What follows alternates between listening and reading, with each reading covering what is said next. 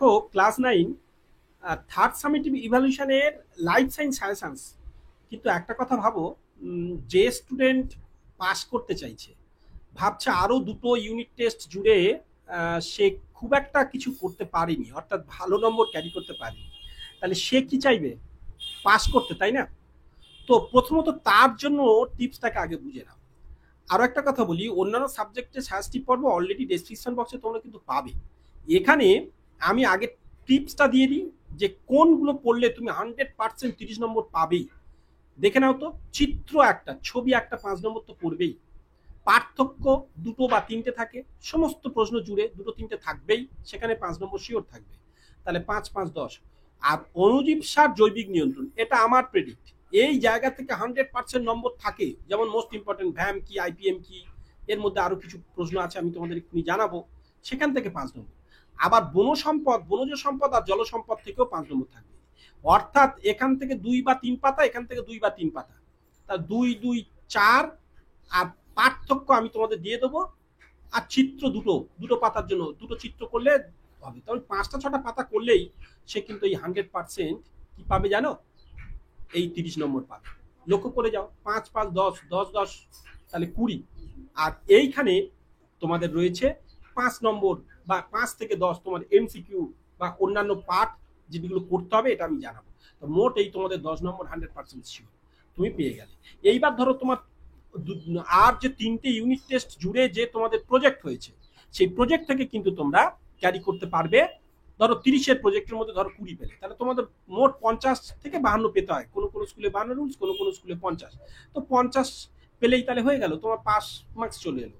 তো এই জিনিসগুলো পড়বে, জেনে নাও। ওই 4টে 5টা পাতা পড়লেই যদি আমি পাস করে যাব, তাহলে কেন আমি সময় নষ্ট করবো, তাই না? এইগুলোই তা এর জন্য আমাদের এই দেখো, এইখানে প্রথমত আমি কি পার্থক্য বলেছি না, চিত্র পরে দেখাচ্ছি। আচ্ছা, চিত্র সাজেশন তোমরা অপেক্ষা করছো তো? দেখো চিত্র সাজেশন আমি তোমাদের দেখিয়ে দিচ্ছি। দেখো এইখানে আমি কটা চিত্র রেখেছি। দেখো এইখানে আমি 5টা ছবি রেখেছি, 5টা চিত্র, এই 5 নম্বর দাগ পর্যন্ত। দেখো তো সেগুলো কি কি, ভালো করে একটু লক্ষ্য করো। দেখো, মানব হৃৎপিণ্ডের রক্ত সংবহনের চিত্র অঙ্কন করে নিম্নলিখিত, এটা বলছে যে ছায়ার বইয়ে আছে 33 পাতা। এখানে সব পাতা নম্বর দিয়ে রাখা আছে। এই যে 98 বা এটা বাণী সংসদে 126, সাতটাতে আছে 99 পাতা। কোন বইয়ে পাবে সব ডিটেলস, নেপ্রনের চিত্র, এই যে ছায়ার 107, বাণীর 133, সাঁতরার 106, সব দেওয়া আছে। মানুষের রেচনতন্ত্র চিত্র অঙ্কন করতে বলছে। এই বৃক্ষ লম্বচ্ছেদ, যেটা ঘুরিয়ে বলে, যেটা কত পাতা আছে দেওয়া আছে। মানুষের পৌষ্টিকতন্ত্রের চিত্র অঙ্কন করতে বলছে, যেটা এরকম। নিউরনের চিত্র অঙ্কন করতে বলছে, যেটা। অর্থাৎ 3টে ইম্পর্টেন্ট, বেশি ইম্পর্টেন্ট, যেমন নিউরন, নেপ্রন আর হৃৎপিণ্ড। বাকি তবু আমি এই 5টা রেখেছি। এগুলো চিত্র সাজেশন। আরো প্রশ্ন তোমাদের নিচে আছে, দিচ্ছি। কিন্তু আমরা তার আগে এই পার্থক্যগুলো, এবার তাহলে চিত্র তো বলেছি, সেকেন্ড স্টেপ পার্থক্যগুলো আগে জেনে নিই, যেগুলো 100% পড়বে যার মধ্যে থেকে। দেখো তো, জন্মহার মৃত্যুহারের মধ্যে পার্থক্য লেখো, যেটা এখানে আমরা দিয়ে রেখেছি সুন্দর করে। দেখো, জন্মহার মৃত্যুহারের পার্থক্য, ঠিক আছে? এইবার এর মধ্যে কিছু এক্সট্রা কোশ্চেন, যেমন খাদ্য শৃঙ্খল কাকে বলে, খাদ্য জাল কি, এই সবগুলো একটু দেওয়া আছে, যেগুলো তোমাদের বই অনুযায়ী তোমরা করতে পারো। তোমাদের বইয়ে যেমন দেওয়া আছে সেই অনুযায়ী করতে পারো তোমরা। যেমন এইখানে লক্ষ্য করো, খাদ্য শৃঙ্খল, খাদ্য জাল, ওই ওপারের যে যে অংশটুকু পড়ে রয়েছে সেটা আরো এখানে দেওয়া আছে। দেখো আরো একবার, খাদ্য শৃঙ্খল, খাদ্য জাল।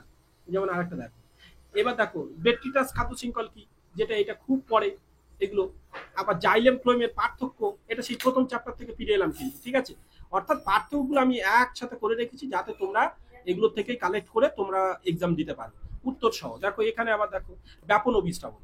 এরপরে তোমরা চ্যানেলের সাথে থাকলে আরো একটা সুবিধা হবে কি, তোমরা আমার প্রথম চ্যানেলে চলে যেতে পারো, একাডেমিয়া। অর্থাৎ তোমরা সেখানে ওই @, এরকম লিখতে পারো। এই যে ইউটিউব সার্চ বটমে গিয়ে উপরে @, নির্জন নস্কর, NIRJANNASKAR,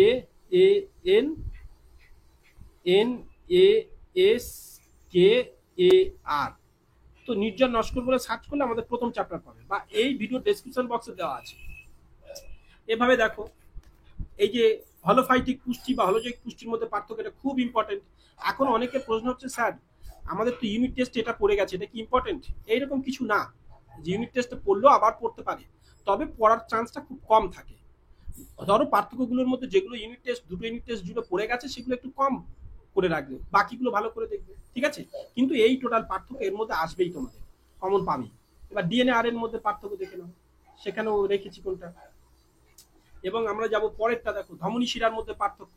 অনেকের বই আবার থাকবেই না, তবুও কিন্তু এগুলো মোস্ট ইম্পর্টেন্ট। আবার দেখো অ্যান্টিজেন অ্যান্টিবডির মধ্যে দেখো পার্থক্য।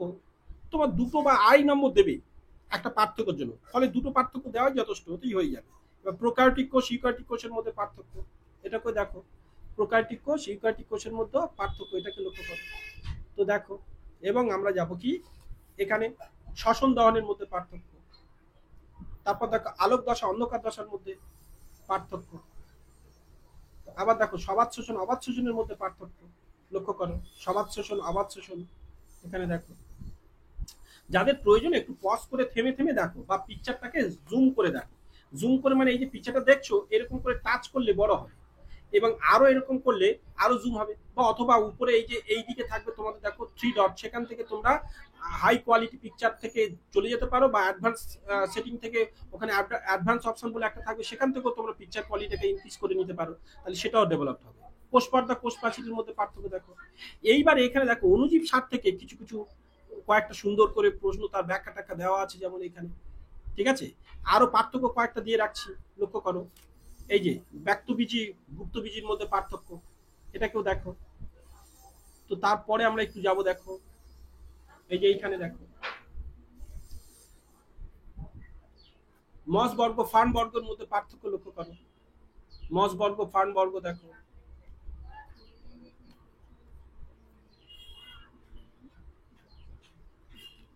তো চলো, সহজাত অনক্রমতা অর্জিত অনক্রমতার মধ্যে পার্থক্য, এটাকে দেখো। এইবার প্রশ্নগুলো নিয়ে আসি, আরো কিছু প্রশ্নের উত্তর আমি এখানে, যেমন এই খাদ্য সংকটের উত্তর সহ দেওয়া আছে, এগুলো পরে জানাচ্ছি।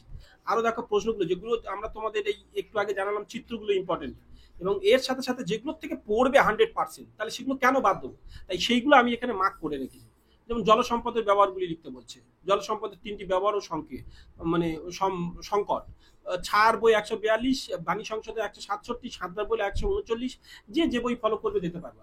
আর আরো একটা কথা, তোমাদের যদি অন্য কোনো বই হয় এই লেখক ছাড়া, তবু ওই ধরো 142, তার আশেপাশেই পাবে এই বইগুলো। যেমন এই বইটা থাকে 139, কারো হয়তো 44 থাকবে, কারো হয়তো এর ঠিক 2-4টে পাতা এদিক ওদিক এরকম হবে। তো দেখো জল সংরক্ষণ, তার 3টি উপায় বলছে, কোন কোন বইয়ে কি আছে। জল সংরক্ষণের প্রয়োজনীয়তা লেখো, বনভূমি ধ্বংসের কারণ ফলাফল, বৃষ্টির জল সংরক্ষণের কৌশলগুলি লিখতে বলছে, খাদ্য জাল ও খাদ্য শৃঙ্খলের সংজ্ঞা লিখতে বলছে, পপুলেশন স্তরের বৃদ্ধি আকৃতি, এইসব এগুলো আকৃতি, লেখচিত্র, এটা মোস্ট ইম্পর্টেন্ট হয়।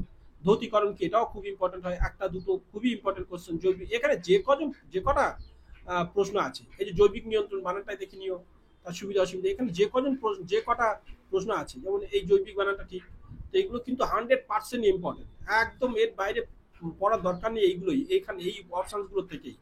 আবার বাকি এখানে কিছু কিছু, যেমন পপুলেশন বৃদ্ধির শর্তাবলী যেগুলো লিখতে বলছে এখানে। তো চলো এইবার আমরা আসি এই খাদ্য সংকটের কারণ বা এই সবগুলোকে একটু লিখতে হবে। এখানে উত্তর কিন্তু করে দেওয়া আছে, ঠিক আছে। এবং দেখি পরেরটাতে আসি, দেখো লক্ষ্য করো এখানে খাদ্য সংকটের বাকি অংশগুলো দেখো, খাদ্য সংকটের ফলাফল, ফলাফল লক্ষ্য করো, দেখতে পাচ্ছ এখানে ফলাফলটাকে দেখো। এবার পরের পেজ যাই আমরা।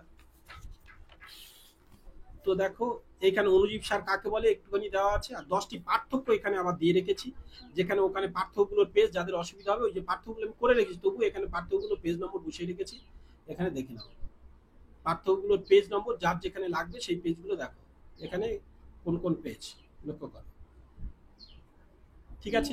চলো এইবার এইখানে লক্ষ্য করো কিছু কিছু অতিরিক্ত প্রশ্ন, ওই পার্থক্য আরো কয়েকটা এখানে দেওয়া আছে পেজগুলো কোন কোন বইয়ের থেকে। এবার এখানে দেখো শ্বসন, এই শ্বসন সালোক সংশ্লেষ থেকেও মানে ফাইনালের জন্য কিছু কোশ্চেন থাকবে, কি কি থাকতে পারে সেগুলো এখানে ইম্পর্টেন্ট হিসেবে আমি দিয়ে দিয়েছি, দেখো।